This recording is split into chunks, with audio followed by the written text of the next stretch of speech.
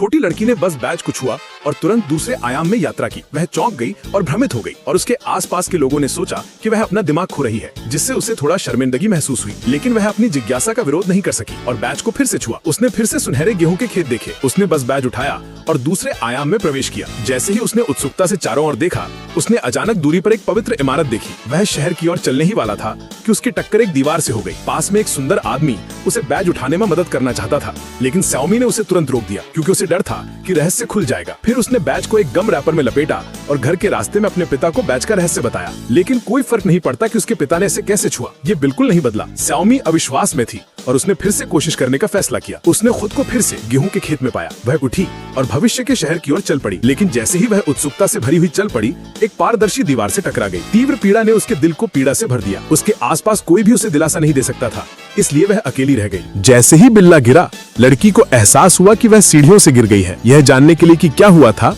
Xiaomi अपनी cycle से एक बड़े घास के मैदान में गई। उसने इस तकनीकी रूप से उन्नत भविष्य की दुनिया का अनुभव करने की योजना बनाई, जहां लोग उड़ने वाले वाहनों में आजादी से उड़ सकते हैं और यहाँ तक कि नई ऊर्जा वाले वाहन भी आकाश में उड़ान भर सकते हैं। यहाँ सब कुछ अत्याधुनिक तकनीक को प्रकट करता है, जिसमें विशाल पुनः प्रयोज्य रॉकेट शामिल है। अंतरतारकीय यात्रा एक वास्तविकता बन गई है। लेकिन जैसे ही श्याओमी खुशी खुशी अंतरिक्ष यात्रियों के पीछे अंतरिक्ष यान पर गई, उसने पाया कि वह पानी में चली गई है और उसके बिल्ले के पीछे की उल्टी गिनती शून्य पर लौटने वाली थी। हार मानने को तैयार नहीं थी, वह अंतरिक्ष यान की ओर बढ़ती रही, केवल अगले ही पल ये पता लगाने के लिए कि दुनिया वास्तविकता में लौट आई है। बिल्ले की उत्पत्ति का पता लगाने के लिए श्याओमी घर लौट आई और ऑनलाइन खोज शुरू की। उसे तांबा बेचने वाली एक दुकान मिली। अगले दिन वह पूछताछ करने के लिए अपनी झुर्रियों के साथ दुकान पर पहुंची।